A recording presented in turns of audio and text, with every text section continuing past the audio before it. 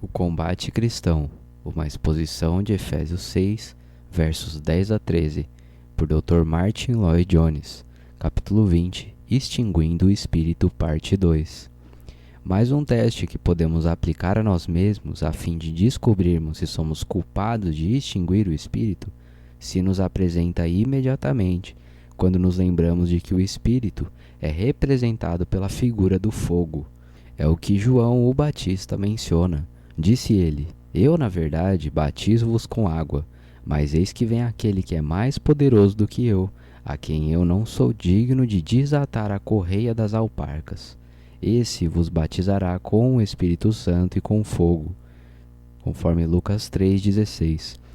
O fogo se caracteriza não somente pelo calor e pela luz, mas também pelo poder. Ele avança e destrói o que encontra por onde passa. Semelhantemente, o poder é uma característica do Espírito Santo. Estamos, pois, cientes do poder do Espírito em nós? Se não ocorre isso, estamos extinguindo o Espírito. Essa questão envolve um paradoxo extraordinário. O Espírito é o Espírito de Deus e é todo-poderoso, e todavia é-nos possível extinguir o Espírito, resistir ao Espírito e entristecer o Espírito. É um grande mistério, porém é verdade. Não se pode conciliar essas coisas final e definitivamente. No entanto, o ensino é mais que claro. Apesar do seu poder onipotente, ele também vem como uma pomba, a dócil pomba que pode ser ultrajada. Como saber se o Espírito está operando em nós poderosamente? Uma prova se vê na Epístola aos Filipenses. De modo que, meus amados, assim como sempre obedecestes, não só na minha presença, mas muito mais agora na minha ausência, assim também operai a vossa salvação com temor e tremor, porque Deus é o que opera em vós tanto querer como efetuar, segundo a sua boa vontade. Filipenses 2, 12 e 13. Deus age em cada cristão mediante o Espírito, fogo e poder. Ele nos incita, ele nos concita, ele nos dirige. Como Paulo expressa em Romanos 8,14, todos os que são guiados pelo Espírito de Deus, esses são filhos de Deus. O Espírito produz uma espécie de perturbação dentro de nós, movendo-nos, concitando-nos, incitando-nos. Temos consciência de um poder que age em nós, um poder alheio a nós. Outra prova é que o Espírito sempre leva a ardor, vigor e entusiasmo. O homem verdadeiramente espiritual, o cristão cheio do Espírito, nunca é uma pessoa que tem que se arrastar e se forçar para fazer as coisas. Há poder nele, há vigor e entusiasmo, porque o Espírito é um espírito vivificante.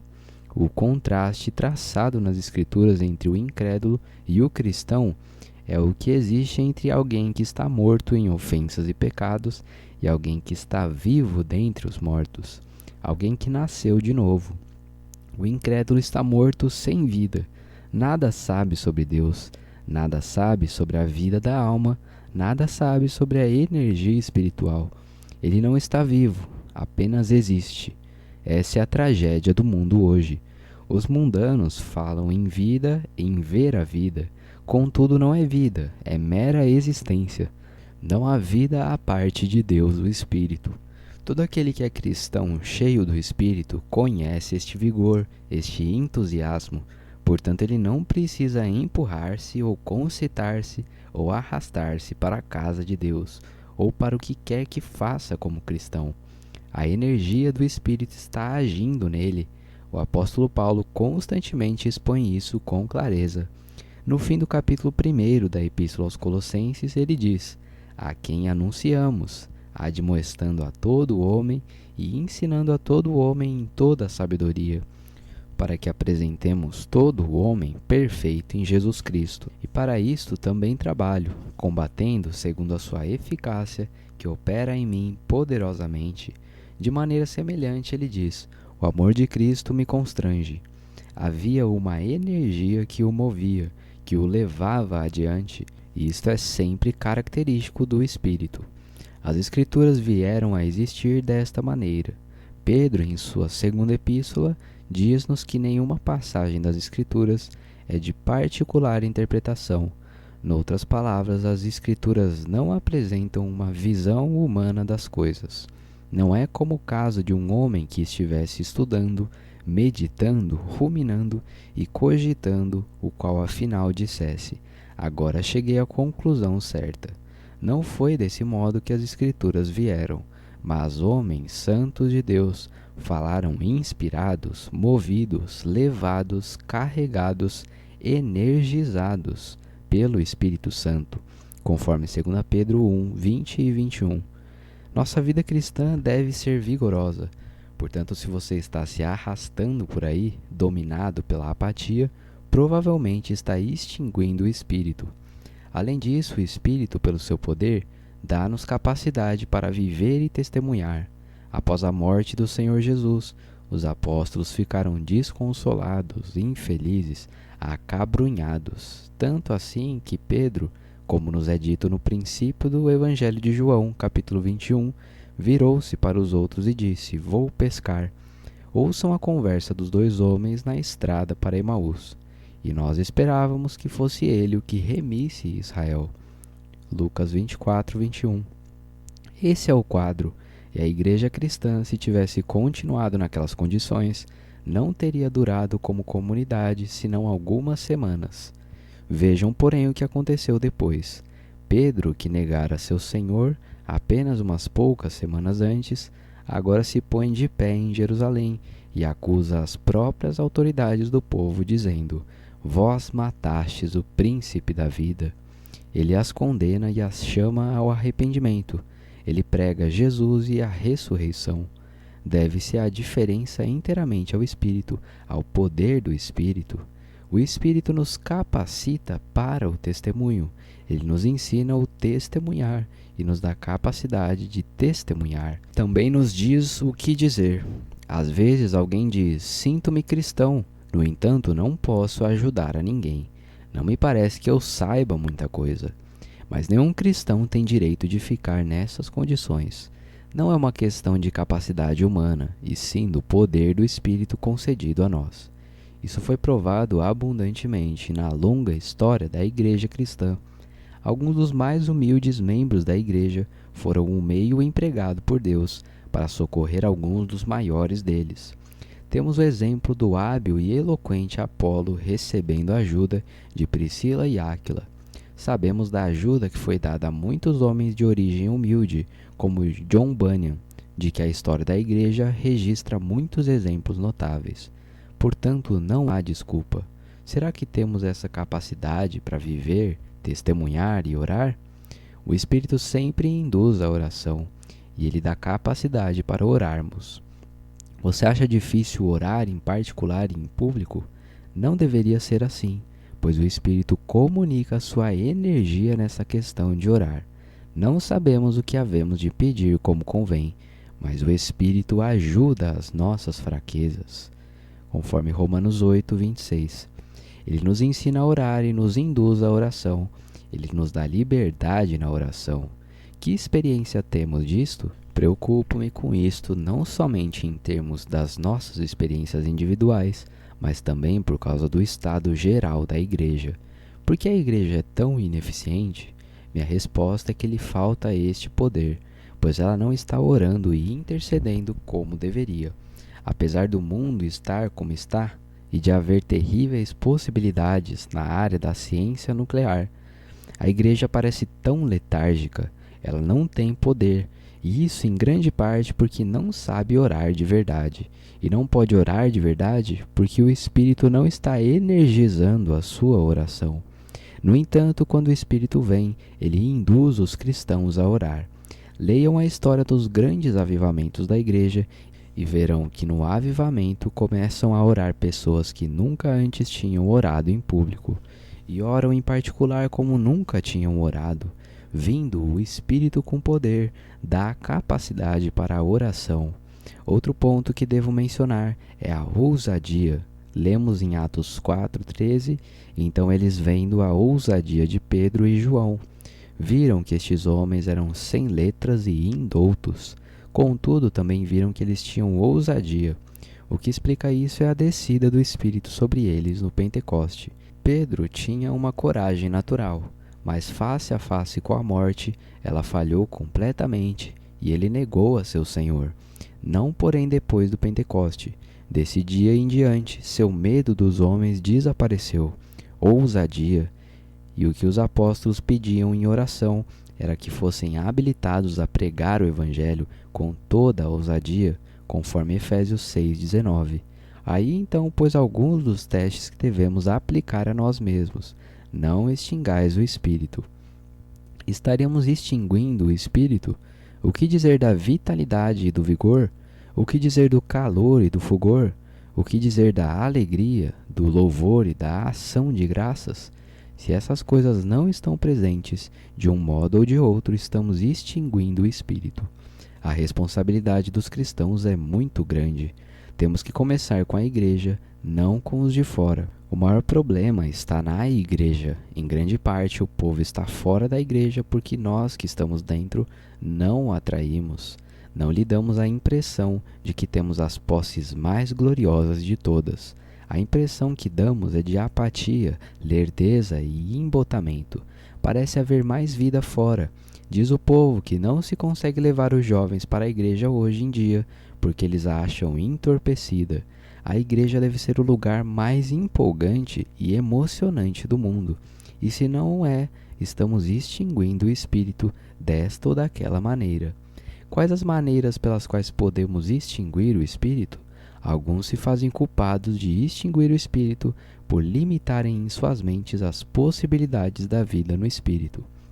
No primeiro capítulo dessa epístola, no versículo 13, lemos: Em quem também vós estáis, depois que ouvistes a palavra da verdade, o evangelho da vossa salvação, e tendo nele também crido, fostes selados com o Espírito Santo da promessa.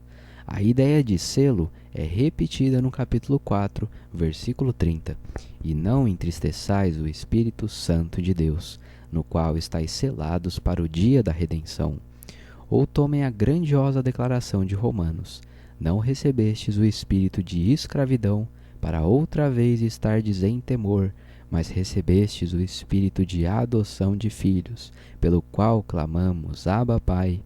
O mesmo Espírito testifica com o nosso espírito que somos filhos de Deus, e se nós somos filhos, somos logo herdeiros também, herdeiros de Deus e co-herdeiros de Cristo. Capítulo 8, de 15 a 17. Estamos cientes dessas verdades? Cremos nelas? Estou convencido de que há grande número de cristãos que inconscientemente estão extinguindo o Espírito por negarem essas possibilidades em sua compreensão da doutrina do Espírito. Não há nada, é minha convicção, que tanto extinga o Espírito como o ensino que identifica o batismo do Espírito Santo com a regeneração. Todavia, este ensino é muito comum hoje. Na verdade, durante anos tem sido conceito popular. O que se diz é que o batismo do Espírito Santo é não experimental, que sucede a cada cristão em sua regeneração. Por isso dizemos: ah, sim, já fui batizado com o Espírito. Isso aconteceu quando eu nasci de novo, em minha conversão. Não há nada que eu deva procurar, já tenho tudo. Bem, se você já tem tudo, simplesmente lhe pergunto em nome de Deus: por que você é como é? Se você já tem tudo, por que é tão diferente dos apóstolos? Por que é tão diferente dos cristãos do Novo Testamento? O ensino que acabo de mencionar é falso. Os apóstolos foram regenerados antes do dia de Pentecoste. O batismo do Espírito Santo não é idêntico à regeneração. É uma coisa à parte. Não importa quão longo seja o intervalo entre os dois, há uma diferença, há um intervalo, eles não são idênticos. Mas se você disser que eles são idênticos, não esperará mais nada. E se você não acredita que lhe é possível experimentar o Espírito de Deus, dando testemunho direto junto ao seu espírito de que você é filho de Deus, obviamente você está extinguindo o Espírito. É por isso que tantos cristãos vivem desolados e infelizes, nada sabem do clamor Abba, Pai, ou do Espírito de adoção. Deus é um ser remotamente distante. Eles não sabem que são seus filhos. Podem crer nisso intelectualmente, teoricamente. Entretanto, Paulo afirma: não recebestes o espírito de escravidão para outra vez estardes em temor. Não é para sairmos por aí gemendo e duvidando se somos cristãos ou não. Estivemos nessas condições debaixo da lei. Nesse tempo estávamos em desgraça e clamávamos: miserável homem que eu sou, quem me livrará? Nunca mais, porém, recebemos o espírito de adoção pelo qual clamamos. E este é um clamor elemental que vem das profundezas da personalidade. Abba, Pai. Somos agora como a criança que durante muito tempo não viu seu pai. Então, de repente, o pai aparece e a criança corre ao encontro dele e clama: Pai, Abba, Pai. Se você nega que isso é uma possibilidade, não só tem falta da experiência, mas também está extinguindo o espírito. Esse testemunho dado pelo espírito é independente do nosso espírito. O espírito testifica com o nosso espírito. Além disso, que somos filhos de Deus. O diabo não quer que conheçamos isto. Ele quer manter-nos pusilânimes, infelizes, desolados. Com alguns ele tem êxito, até mesmo com relação à própria doutrina do Espírito Santo. Ele os mantém num estado de incerteza. Diz ele: afirmar que o Espírito lhe deu segurança inequívoca é presunção. Você afirma que é filho de Deus, que sabe que Deus é seu Pai e que o Espírito testifica que é isso mesmo. Isso é entusiasmo, é êxtase. Tenha cuidado, isso é não ter a humildade própria do cristão. Os cristãos têm tanto medo de excessos de entusiasmo que só estão seguros de que são cristãos quando se acham realmente infelizes. Que tragédia, que cegueira, que errônea compreensão da doutrina cristã. Não estou defendendo um tipo de cristianismo falastrão, superficial, excitável, efervescente. Estou me referindo ao testemunho do Espírito, que ao mesmo tempo que humilha você e o espanta, o enche de gozo inefável e glorioso. Você tem uma clara compreensão da doutrina do Espírito? Você tem uma clara percepção do selo, do penhor, da segurança, do testemunho e da unção do Espírito? Se você tem quaisquer dúvidas sobre essas coisas, provavelmente está extinguindo o Espírito. Em segundo lugar, há os que dizem que acreditam que essas coisas são ensinadas no Novo Testamento, mas que seguramente eram só para os cristãos primitivos. A igreja estava no começo, e o que aconteceu no Pentecoste foi uma vez por todas, não devendo repetir-se nunca mais. Pedro respondeu a este conceito no dia de Pentecoste: a promessa vos diz respeito a vós, a vossos filhos e a todos os que estão longe. A bênção devia ter continuidade através dos séculos, a vós, a vossos filhos, a vossos descendentes, e assim por diante até o fim das eras. Graças a Deus é tão possível hoje como foi naquele tempo. Muitos extinguem o Espírito desta maneira, mas eles são contestados por Atos 2,39, e não somente assim, porém também são contestados por todos os grandes avivamentos da história da Igreja. Todo avivamento é uma repetição de Pentecoste. Deus, seja bendito o seu nome, derramou o seu Espírito muitas vezes desde o dia de Pentecoste. Ocorreram muitos avivamentos. A história da igreja nos fala de pessoas que se reuniam não esperando nenhuma coisa em particular, quando subitamente o Espírito descia sobre elas e elas tomavam consciência de um poder e de uma presença que enchiam um recinto. Elas eram arrebatadas acima de si e fora de si mesmas, uma repetição de Pentecoste. E isso tem acontecido nas vidas de muitos indivíduos. Ainda acontece, graças a Deus, independentemente da ocorrência de avivamentos gerais na igreja. Negar isso é extinguir o Espírito. A seguir, em terceiro lugar, há outros que se fazem culpados da mesma negação da ação do Espírito e que dizem: admito que haja isso, não posso contestá-lo. Todavia, se destina unicamente a certos cristãos excepcionais. Destina-se unicamente aos grandes santos. Essa é a heresia, a mentira ensinada pela Igreja Católica Romana, que divide o seu povo em dois grupos: os santos, os cristãos excepcionais, e os cristãos comuns. Destes últimos, essa igreja não espera coisa nenhuma, porquanto não entraram na vida cristã como vocação. Ela fala em religiosos e leigos. Que negação do ensino do Novo Testamento! O apóstolo se dirige a cada membro individual da igreja de Corinto, tratando-o como santo. Todos os cristãos do Novo Testamento são chamados para ser santos, conforme Romanos 1:7 e 1 Coríntios 1:2, na tradução King James e Almeida Revista Atualizada. Ver também 2 Coríntios 1:1, a todos os santos. Não somente alguns que após muitos anos alguém decide canonizar e chamar santos. Todo cristão é santo. A palavra não se restringe a certos indivíduos especiais. Não há nenhum texto em todo o Novo Testamento que diga que esta bênção de poder e de fogo do Espírito deve limitar-se apenas a certas pessoas, a santos incomuns, a pregadores ou a alguém que Deus quer usar de maneira especial. Não. Destina-se a vós, a vossos filhos e a todos os que estão longe. Se defendemos alguma das posições aqui denunciadas, somos culpados de extinguir o Espírito. O que é que você espera? Serei direto e prático. Você tem alguma expectativa quando inicia um culto cristão? Qual a sua disposição? Qual a sua condição? Qual a sua atitude para com aquilo que está fazendo? Você vai a um local de culto simplesmente porque é domingo de manhã? É apenas um item do seu programa? É apenas uma questão de entoar alguns hinos, escutar a leitura das Escrituras, ouvir um sermão, etc.? Apenas uma questão de hábito, repetindo o que você já fez muitas vezes? Seria esse o modo como você vai à casa de Deus? Se for isso, Deus tenha misericórdia de você. Permita-me falar pessoalmente. Como vou ao púlpito? Estou ali simplesmente porque anunciaram que vou pregar? Simplesmente porque sou pastor de uma igreja? E porque como pastor espera-se que eu pregue domingo após domingo?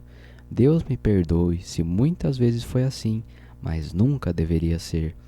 Todos devemos reunir-nos, não somente para encontrar-nos com Deus e uns com os outros, e sim para esperar confiantes as influências do seu Espírito, por sua graça, considerando isto como o mais alto privilégio das nossas vidas, não sabendo o que poderá acontecer, crendo que a qualquer momento ele poderá vir e encher o lugar da sua glória, da sua presença e do seu fulgor.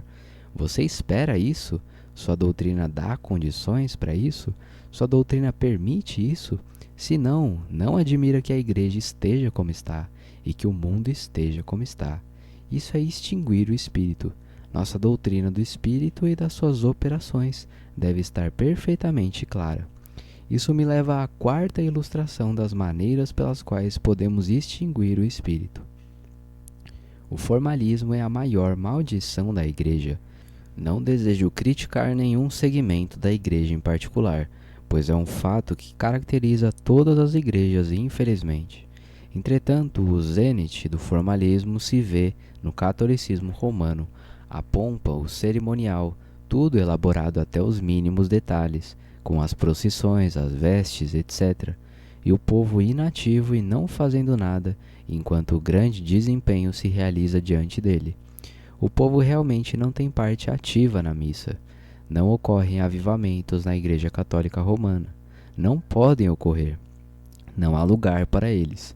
Tudo é controlado pelos homens. A missa é elaborada detalhadamente, sem escapar nada, tudo perfeito e em ordem.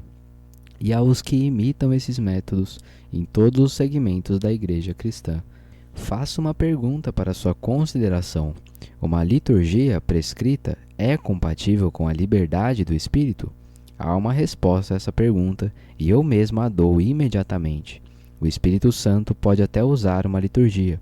Ele o tem feito. Ele opera apesar dela. Mas isso ele tem que fazer. Quanto mais fixo, formal, mecânico e repetitivo for o culto, menos oportunidade haverá para o Espírito. Se vocês lerem a história da igreja, à luz dessa proposição, verão que ela é sumamente esclarecedora. Não me entendam mal, mas tenho a impressão de que a igreja cristã atual está morrendo de dignidade, morrendo de decoro. Os cultos são belos e perfeitos, contudo, onde está o sopro do Espírito? Preocupamo-nos tanto com a dignidade e temos tanto escrúpulo pessoal. Inconscientemente, todos nós temos a tendência de imitar aquela igreja a que me referi, na qual não há avivamentos e que sempre se opõe à verdadeira reforma. Muitos outros a estão imitando de várias formas ou maneiras.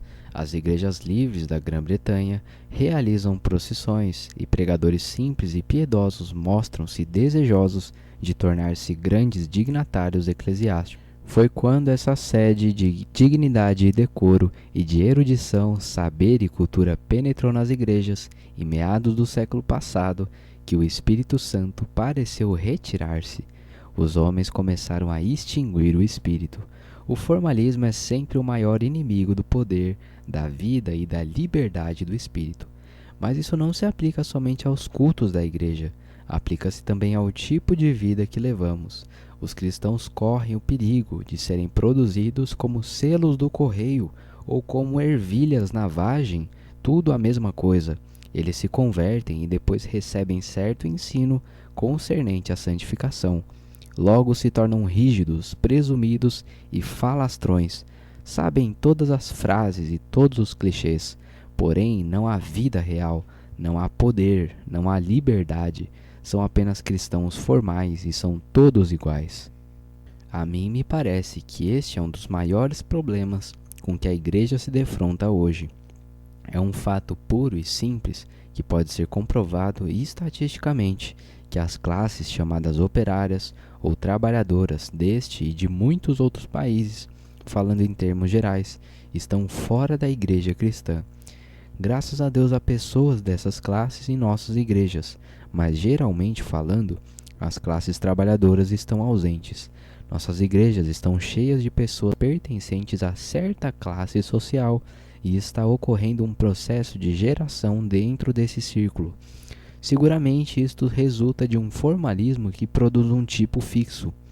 No entanto, no Novo Testamento, há pessoas de todo tipo e de toda espécie, e tem sido assim em todos os períodos de avivamento e de reforma. O formalismo pode apanhar-nos até mesmo em nossa vida pessoal, levando-nos a não gostarmos de perturbação. O nosso cristianismo tem um lugar em nosso programa, tem um papel a exercer em nossas vidas. Acreditamos em fazer isto e aquilo e damos graças a Deus por sermos como somos. E deveras, inconscientemente, nos tornamos fariseus, não só agradecendo a Deus que somos como somos, mas também que não somos como os outros que estão fora da igreja. E continuamos dessa maneira presumida, rígida, verbosa e formal. Não queremos ser perturbados, achamos que não há mais nada para nós. Daí não gostarmos do ensino que faz diferença entre a regeneração e o batismo do Espírito, pois este significa, depois de tudo, que não somos como deveríamos ser. No entanto, pensávamos que éramos e considerávamos os chamados liberais, os modernistas e os de fora como os únicos errados. Agora, porém, começamos a ver que nós mesmos temos necessidade de algo e não gostamos de sacude dela. Lutamos contra isso, e isso é extinguir o Espírito.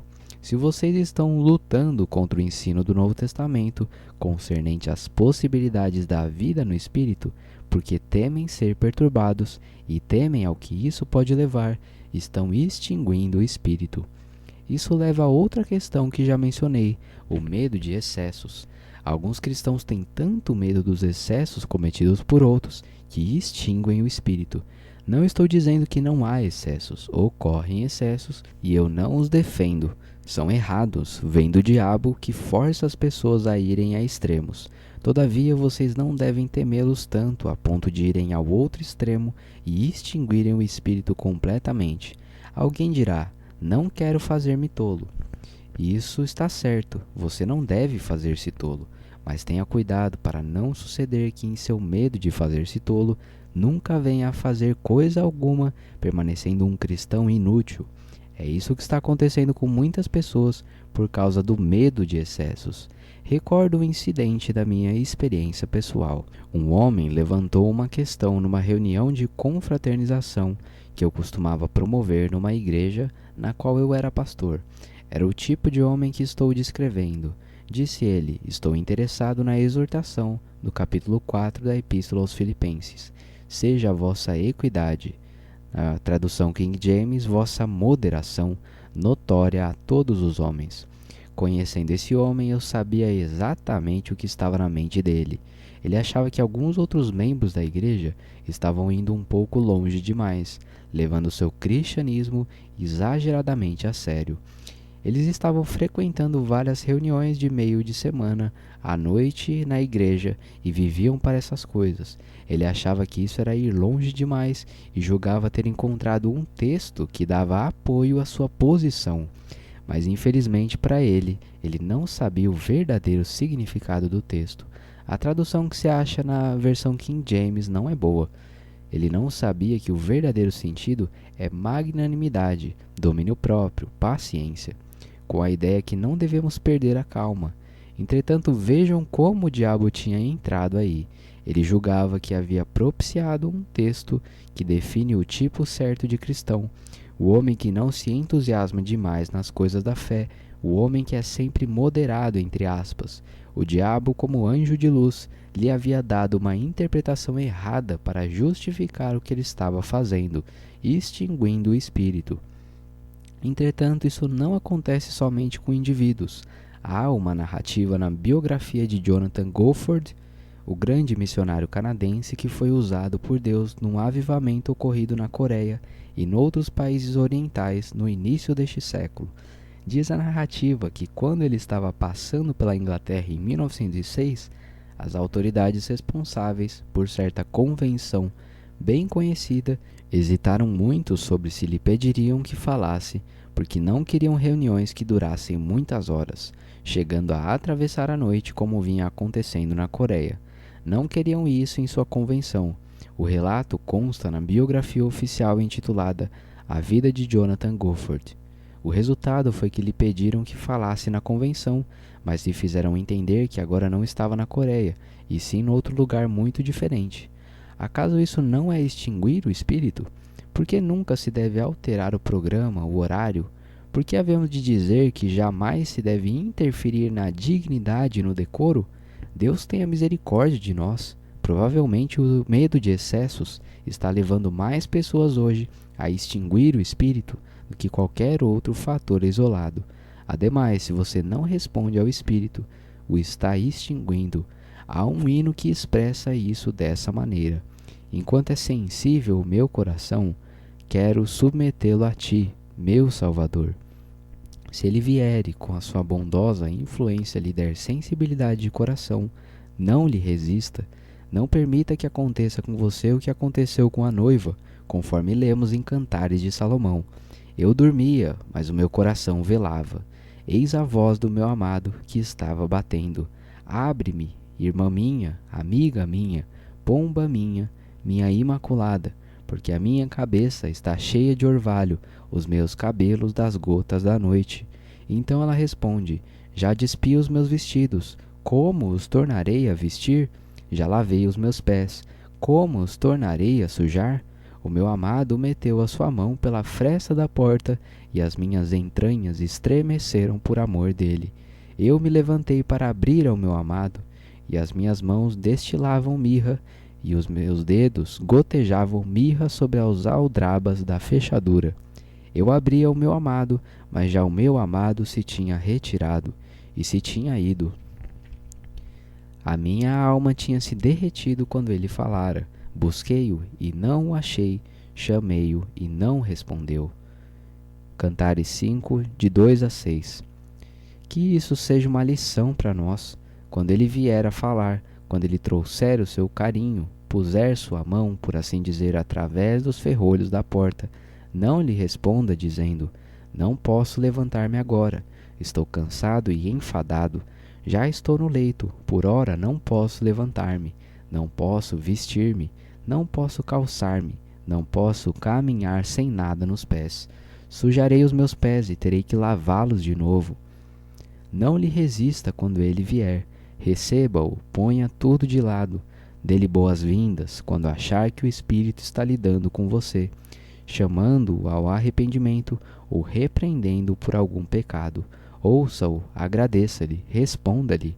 Quando ele vier sugerindo-lhe renovação ou reforma, quando ele o concitar a estudar a Bíblia, a oração ou ao trabalho, seja este qual for, não o extinga, não lhe faça resistência. Abra logo a porta e abra os braços. Talvez sejam raras as suas visitas. Bem, aguarde-as anelante, procure-as, responda imediatamente. Se você não o fizer, estará extinguindo o espírito e terá a infeliz experiência de, quando procurar, não conseguir achá-lo. E quando você estiver no leito de morte e procurar por ele, bem, poderá ser que não consiga encontrá-lo.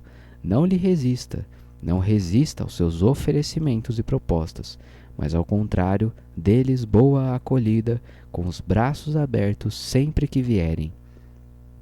Ainda outra maneira pela qual somos culpados de extinguir o espírito é que não incitamos o dom que há em nós, não atiçamos o fogo. Todo fogo tende a encher-se de cinzas, e você precisa revolvê-lo de vez em quando. Se não o fizer, o fogo se apagará.